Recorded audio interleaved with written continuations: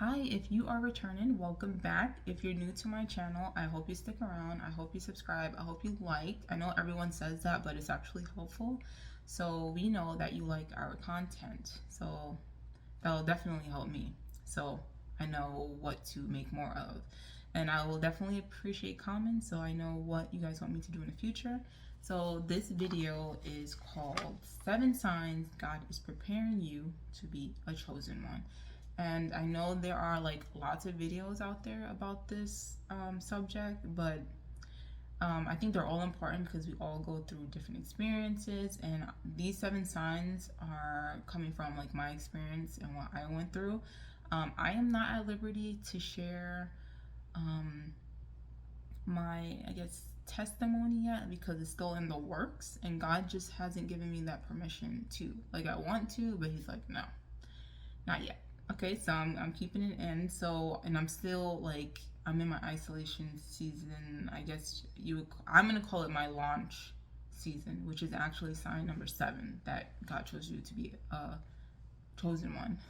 So let's just hop into sign 1. So the first sign, God is going to start giving you dreams, and God is going to reveal to you His communication method with you. So I'll give you an example of the dream that I had. So some of the first dreams was God showing me the foundation that I was on. He was revealing to me that my foundation was not on the rock, not on His rock. It was on sand. Like, He literally showed me. This was before, mind you, this was before I even knew scripture. So that's how you can know, at least from my like testimony, that's how you can know like God is real. Because when you start dreaming about stuff that's in the Bible and you're not even aware of it, like you're not aware that this like pertains to God and scripture, and you have these dreams and then you learn about it, like you're like, damn, okay, there's something to this. Anyway, so in my dream, I was not on solid ground.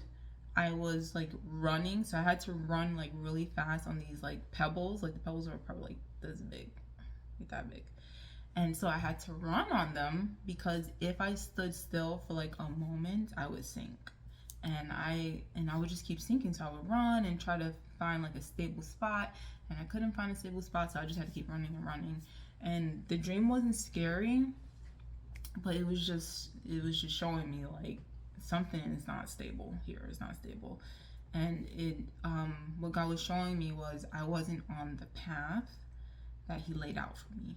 So He was just revealing that to me, and I guess He was just like requesting or asking me almost, like, will you accept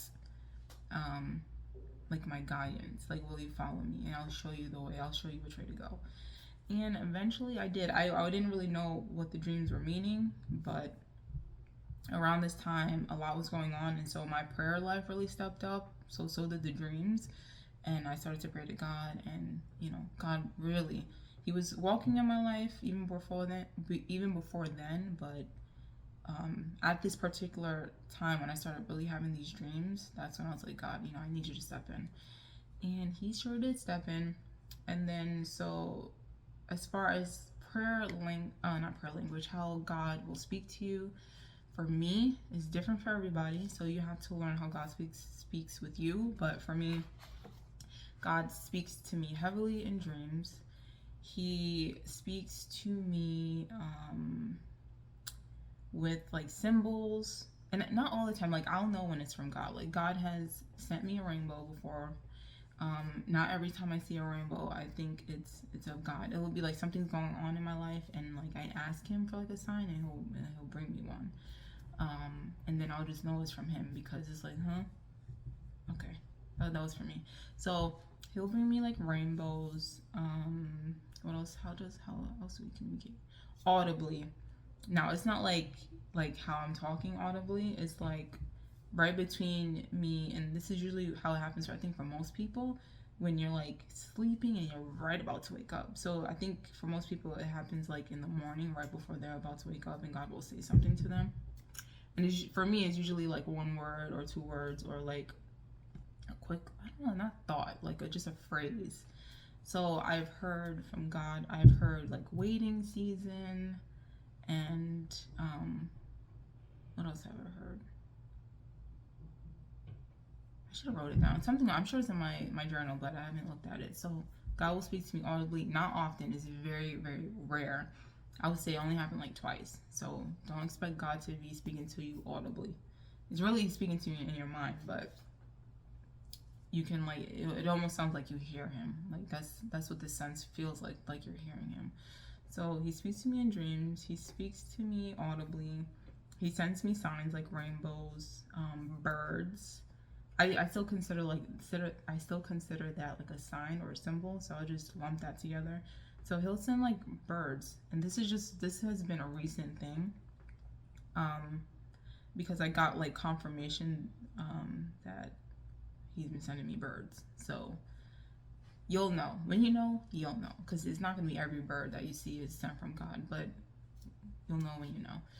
And he'll bring it to your attention. So like you'll see the bird, and then you'll see it again, and you won't be thinking that it's a sign. And then you'll hear something from someone, you'll go, oh, that was for me. So anytime God sends you a sign, you'll get confirmation. You'll see it before you know he's sending it. Like for like the rainbow, those I asked for, and so he'll send it to me. But like as far as like animals, I don't know if that's how it works, but that's how it works for me. I'll see it, I won't think that it's a sign, and then I'll get confirmation that it's a sign, and then I won't see these animals no more. Like I've been seeing blue jays, and I've been obsessed with blue jays, and I haven't seen any for like the past maybe 2-3 days, and I usually see them all the time. And when I asked, so at first, we're at 7 minutes. So at first I was seeing like one, and then I'll always see one by itself. And then I asked God for confirmation. I said, look, I need to know this or that. Can you send me two? Can you send me 2 blue jays at once? Because I've only been seeing one. So maybe if you send me 2, I'll know that this is the right decision. And I kid you not, it probably wasn't the next day. I don't think it was the next day. It was 2 days later. I saw 3 at once. 3. So he didn't send me 2. When I was initially seeing 1, he sent me 3. And blue jays are very, very territorial. So I think it's most, maybe, if they're like mating or whatever, maybe it'll be like the female and the male together as a couple.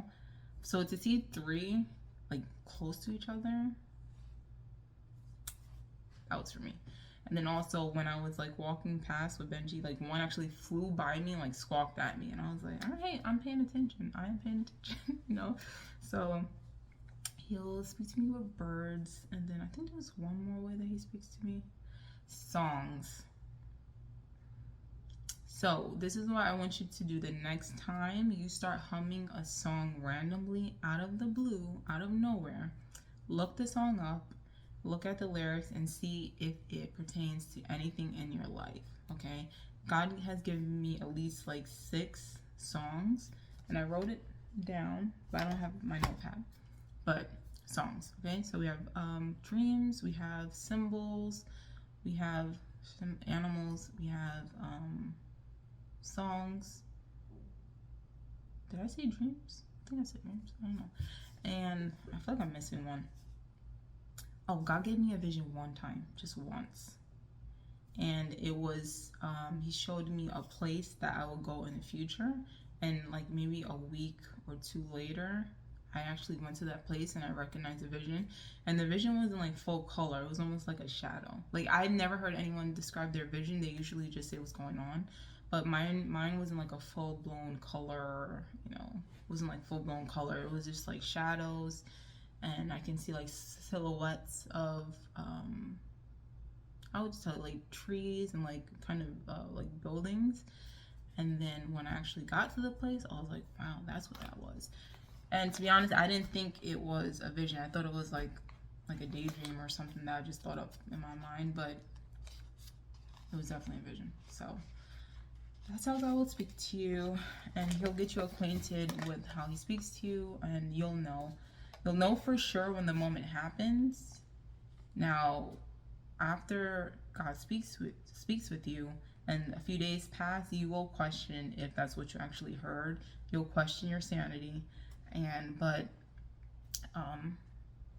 at that moment you'll know for sure. So don't discount it in the future. As many symbols and as many like signs from God that I have gotten, I still sometimes I'm just like, I don't know, but that's normal. Okay, so I'm sorry, this is like too long already, and we're only at the first one. So sign number two. God is going to set a stage for a pivotal moment. So you'll be going through whatever you're going through, and then you'll get the dreams, and then you'll know that something big, something impactful is about to happen that's going to like change the trajectory of like your whole life. And then it's up to you whether you like accept the call.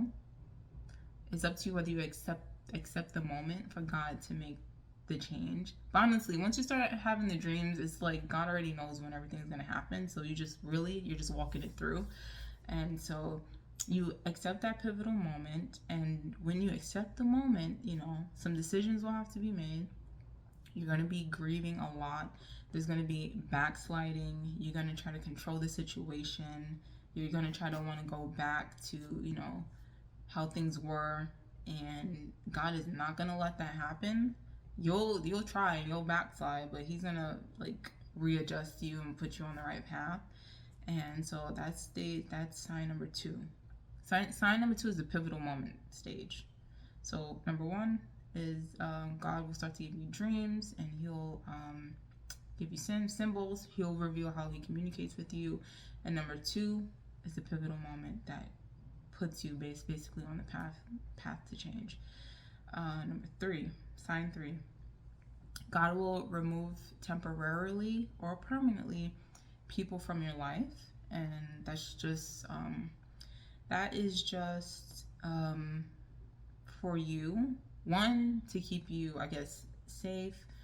Two, so He can put you on the path that you're supposed to be on, because it's easy to stay where you're at when there's like no reason to like move forward, like when you're still in your comfortable situation. So God is just setting the stage and just loosening the ties, so He can basically like propel you and into the next stage, so you're not looking back. That's really what it is. It's just so you're not looking back. And the people that He removed permanently, they just weren't supposed to be in your life. And then the people that He removes temporarily, He's just I think He's just protecting like your emotions, and so you're not suffering too much. So it's like, let me not pull the rug underneath my children all at once. Let me like slowly get them to where I want them to be, so they can transition, and so that this whole change can be successful. Like, that's how I look at it. And then we have sign number 4, and this is a very big sign. You won't realize it when you're going through it, but God will give you insight into people, and usually it's so crazy. The people that you will start to meet, that you may even start to not hang out with, but yeah, like get to know, they will be people that are like committing sins, and these people will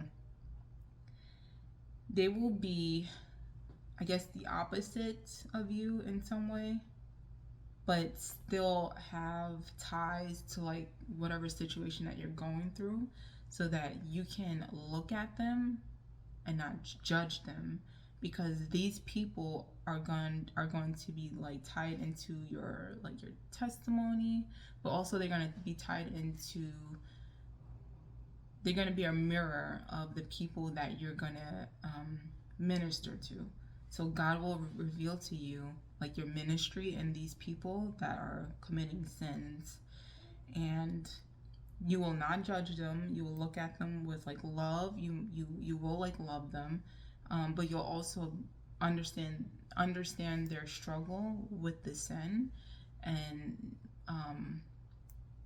I guess not have anger towards them or like question them like as human beings, because a lot of sin comes from like hurt and pain, and a lot of sin is like a coping mechanism for life, and it helps you, get through life. So yeah, that's that. So God will reveal your ministry through these people that are like committing these sins. So you will become friends with them. You will become acquaintances with them. You will feel for them, but it's only temporary. And He can also use these people to, what is the word for it? I'm thinking about my situation. So He used someone to show me that like I can have strength from being in isolation, even though this person was sinning. God was showing me like you can do this isolation, like you can be strong. So only because someone is sinning, it doesn't mean that they have weaknesses, but they also have strengths. And God used this person to show me my ministry, and He showed me that I can do this like isolation period, and I can get through. And He also was showing me like the kind of growth that could come from being in isolation. So you just have to look at these things, and for this particular person that I'm talking about, love them to death, really do. But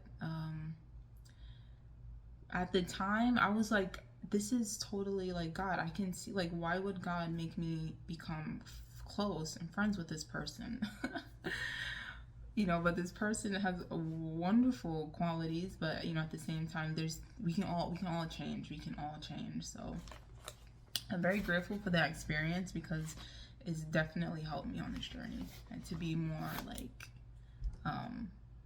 just to be more like confident in the unknown, and to grab hold of opportunities, and just to be more like outgoing, which I was already, but going to another state and moving to having your own apartment and just being away from your family, it's a totally different ball game, especially when this is your first time in your whole life, your whole life, where you're like isolated, you're solo. So I learned so much. Okay, so then we have sign 5. God starts to, oh yeah, I already went over it, but yeah, sign 5 is God starts to reveal your ministry or your ministries, so you can have more than one. So when I was in sign 4, I didn't know. I just thought it was odd that God was pairing me up with particular people, and then I did not know that this by me meeting this person, that would like guide me into what my ministry would be in the future. I had no clue. So yeah, so sign 5, God starts to reveal your ministry or your ministries. So definitely YouTube is one of my ministries, and then like I said, I have a meetup group that I'm in charge of. And I feel like there's one more. I think I'm gonna have like 3 ministries. I'm just not sure what the third one is yet. And honestly, I did not know any of this was gonna even happen. Like me doing the YouTube, because I tried it before and it just didn't work out. But God still has surprises in store for me, so I don't know 100%. But I just know whatever He asks me to do, I'm just doing it. And the opportunities that I'm supposed to take, they will come when they're supposed to come, and my job is just to take them. And yes, that's sign 5. Then sign 6 is God will test your obedience. God will test your obedience. Whatever that means to you. But just know God will test you. He will test you to make sure that you don't give up on the promises that He made you. He will remind you of the promises that He made. He'll remind you to keep praying. When you feel like, no, enough is enough, God says, no, listen to me. I know better. Just do what I said. All right. So God will test your obedience. And that could be praying. That could be not talking to certain people. That can even be going to bed at 10 a.m. God put it on my heart to go to sleep at 10, and I've been going to bed at like 10 a.m. or at least laying in bed by 10. And if you don't do it, you will feel like your parent is on you. Like, hello, I told you to go to bed at 10 and you're still awake. So it can be as little as going to bed at 10 a.m. Just do what God tells you to do. And then sign 7 is launch. So I would say I am in sign 7 as far as launch. I'm doing the things that he has asked me to do. I moved, which moving can also, no, moving is a sign that God is preparing you to be a chosen one, because he has more pruning to do. He has more sharpening to do, and he can only do that when you're in isolation. He can get a closer relationship with you when you're in isolation. And it's like on my spirit to, like, I'm really not here to make friends or socialize, as crazy as that sounds. It's very easy for me to meet people, but anytime I meet someone new, I just hear or I think the word or I feel the word distraction. So God doesn't want me to be distracted as much as I want to. And listen, when I talk, you see I talk a lot. I can meet someone on the street and we'll be talking for hours, and that can be time that can be spent making a video, helping someone, working on myself, improving myself. So yeah. Okay, so yes, moving is definitely 1, so I guess it's 8, but that's a bonus, I guess. So in the description, in the title, I'll just put 7. The bonus is God will cause you to move. He'll test your obedience. If God is asking you to move, if God is telling you to move, just move. Like, it does not have to be forever. It does not. I know God has confirmed to me that this is not forever. It's not, because certain things just are telling me that it's temporary. There's been like a lot of delays on like the things that I have been ordering, and like I said, you'll know when something is a sign. So it may not be a sign for you. For me, it's a sign. The delays. I spoke to someone the other day on the street, and God will bring random people into your life to like minister to you, and they won't even know. So I had someone minister to me, and he was just telling me that there's still like some kind of old-fashioned stuff still going on down here. I won't talk about it, but it's very sad. But he just revealed to me that this place is not all it's cracked up to be. So this is just, for me, it's a rest stop. It's a rest stop. This is good for my isolation season. I'm far enough where I'm not easy for anyone to visit. And yeah, I'm missing home, but not missing it enough to like want to run back there. I just have that longing that eventually that's where I'm gonna go back. I'm gonna go back home. And yeah, so we're at 23. I'm gonna end the video here, and hopefully you guys got something out of it. Hopefully I wasn't rambling too much. I try not to be scripted because I really just want to go from the heart and have like Holy Spirit say what it is that he wants me to say, and not really, be so calculated. Okay, well, until next time, that is the 7 signs God is preparing you to be a chosen one. Answer the call, because we need you on the front lines. Bye.